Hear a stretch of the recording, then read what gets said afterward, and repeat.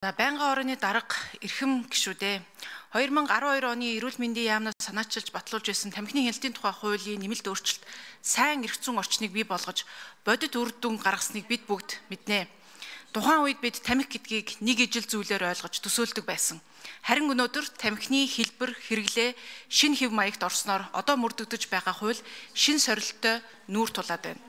Иймээс улсын хурал өмнө гаргасан амжилт дээрээ тулгуурлаж хүндээ ээлтэй, хүн төвтэй хууль тогтоомжийн шинжилгээний хүрээнд нийгэм чинээр үүсээд буй зорилт буюу хүүхэд залуучуудын тамхины хэрэглээг бууруулах, нийгмийн эрүүл мэндийг хамгаалах зүй ёсны шаардлага үүссэн тул тамхины хяналтын тухай хууль нэмэлт өөрчлөлт оруулах тухай хуулийн төслийг боловсрууллаа.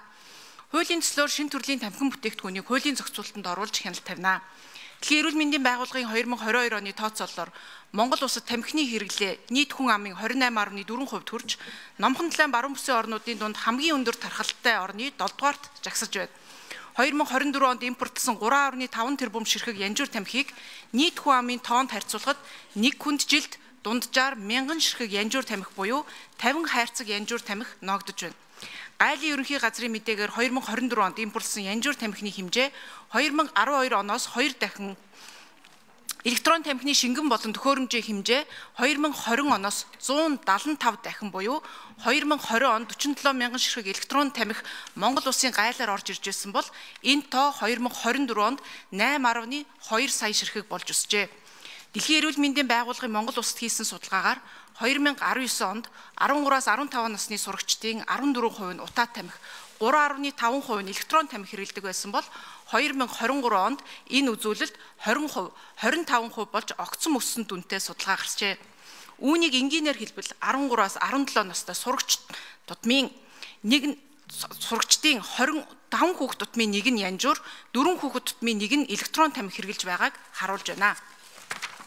Шинэ төрлийн тамхин бүтээгдэхүүн болон электрон тамхин хүн ам зүйн хүрээнд хор багтаа гэдэг нь нотлогдоогүйгээр үл барам хүүхэд залуусын дунд өргөн дэлгэрч ирээдүйн хорт зуршлуудад хөтөлтөг нь олон судалгаагаар нотлогдсоор байна. Олон улсын судалгаагаар шинэ электрон тамхин бүтээгдэхүүн хорт бодис агуулдаг, амьсгалын замын өрөвсөл үүсгэх, зүрх судасны систем сөргөөр нөлөөлөх, никотин дунтуулах эрсдэл өндөртэй байхыг тогтоосон.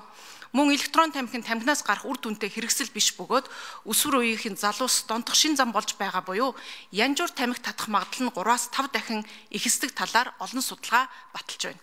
Ийм ч учраас Сингапур, Норвеги, Чили, Энэтхэг, Турк зэрэг дэлхийн 46 улс электрон тамхиг бүрэн хориглосон. 82 улс хууль тогтоомжоор эдийн засгийн болон эдийн засгийн бус зохицуултыг хийсэн. Үүний дотор Эстони, Финланд, Австрали, Герман, Америкийн нэгдсэн улс, Бүгд найрамд Хятад ард улс, Нидерланд, Шинэ Зеланд зэрэг 20 улс хүүхэд залуус татагдж байгаа амт үнэрийг нь хориглосон байна. Гэтэл Монгол улс хуулийн ямар ч зохицуултгүй цөөхөн хэдэн улсын нэг байсаар байна. Иймд бид электрон тамхи ба уламжлалт янжуур гэж ялгалгүйгээр ижил хуулийн зохицуултанд оруулахыг эрмэлзсэн энэ хуулийн төслийн чухал зорилтын нэг юм. Хоёрдугаарт тамхин бүтээгдэхүүний татварыг үе шаттай нэмэгдүүлнэ. Тамхи татах нь хувь хүний сонголтч үр дагаврыг нь нийгэм хүртдэг. Нийгмийн эрүүл мэндийн асуудал байдаг. Нийгмийн эрүүл мэндийг төрийн бодлогоор хамгаалж хуулиар зохицуулах зайлшгүй шаардлагатай. Үүний үндсэн бөгөөд хамгийн үр дүнтэй хэрэгсэл бол эдийн засгийн арга болохыг тамхитлын түвшнөө амжилттай бууруулж байгаа дэлхийн олон улсаас бид харж байна. Тиймээс янжуур, халаадаг, дүнсэн болон электрон тамхин бүтээгдэхүүний онцгой албан татварыг үе шаттайгаар нэмэгдүүлж 2026-аас 2030 оны хооронд үе шаттай өсгөх зохицуултыг хуулийн төсөл тусгалаа. Манай улсын хувьд тамхин бүтээгдэхүүний дундаж үн нэг хайрцаг янжуур тамхи 3850 төгрөг. Энэ үний 40 орчим хувийг татвар эзэлж байгаа нь дэлхийн хамгийн хямд тамхитай улсын жагсаалтад багтаж улмаар тамхины хэрэглээг дэмжих нөхцөл болж байгаа юм а. Тамхины хяналтын суурь конвенцэд дурдсанаар тамхины хэрэглээг бууруулах хамгийн үр дүнтэй бодлогын нэг нь тамхин ногдуулах татварыг нэмэгдүүлэх бөгөөд Дэлхийн эрүүл мэндийн байгууллагын судалгаагаар тамхины үнийг 10%-аар нэмэхэд хэрэглээ хамгийн багадаа 4%, хөгжиж буй улсуудад 5-аас 7% буурдаг бөгөөд ялангуяа өсвөр насныхны хувьд илүү амархан татгалздаг гэсэн судалгаа байдаг. Энэ хууль гарснаар тамхины үн нэмэгдэнэ. Гэхдээ энэ нь татврын орлогыг бүрдүүлэх зорилго ер өвөртлөөгүй. Нийгмийн эрүүл мэнд тэр дундаа өсөн нэмэгдэж байгаа хүүхэд өсвөр үеийнхний тамхиталтыг бууруулж, эрүүл мэндийг нь хамгаалахад чиглэж байгаа гэдгийг онцлон дурдъя.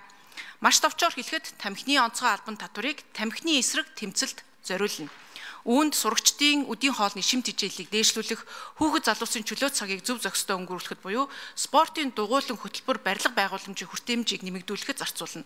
Мөн тамхинаас урьдчилан сэргийлэх, гарах, бодиттой, тогтвортой арга хэмжээг санхүүгийн сүрээр хангах эрх зүйн орчныг бүрдүүлнэ. Хуулийн төслийн гол зорилго бол хүүхэд өсвөр насныхны тамхиталтыг бууруулахад чиглэж байгаа. Тамхи татах нь хувь хүний сонголт гэж бид ярьдаг. Гэвч хувь хүн болж төлөвшөж амжаагүй хүүхэд өсвөр үеэ бид хувь хүний сонголт гэдэг нэрийн дор орхигдуулж байна. Та бидний заримд нь байгаа хор бахтай гэж ташаа ойлголт нь элдв төрлийн амт үнэртэй хослохоор өнөөдөр дөнгөж 10 настай балчрууд хүртэл электрон тамхины хэрэглэгч болж байгаа сэтгэл эмзэглүүлэн баримтуудыг багш, аав ээжүүд ярьж байна. Иймээс хуулийн төсөл тусгасан эдийн засгийн бус зохицуултыг дурдвал янжуур болон электрон тамхины амт үнэрийг хязгаарлана. Тамхи бол жимсний амттай зайрмаг биш, тамхи бол эрүүл мэндэд хортой бүтээгдэхүүн. Бүх төрлийн тамхиг ил байршуулж худалдаалахыг зогсооно.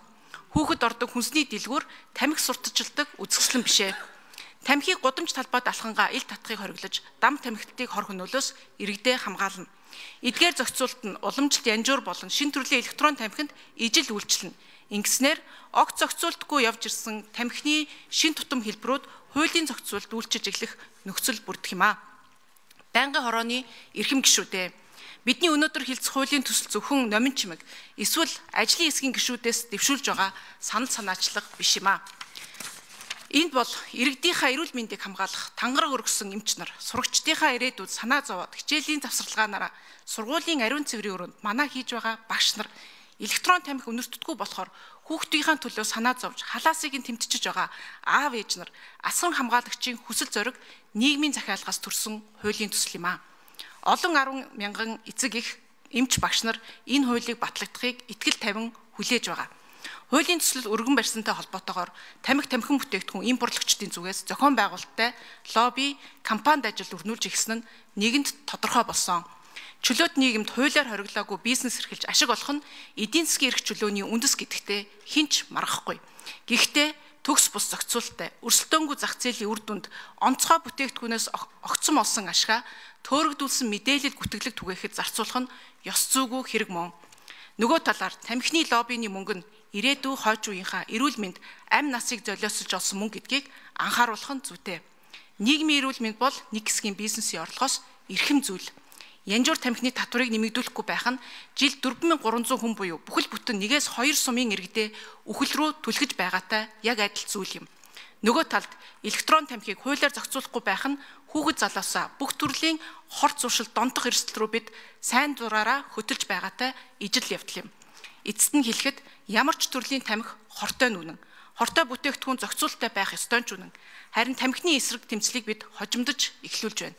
Гэхдээ үүнийг засаж залруулах арга хэмжээ авах нь улс үндэстэн үр хүүхдийнхээ өмнө хүлээсэн ард иргэдийн төлөөлөл болсон та бидний үүрэг юм.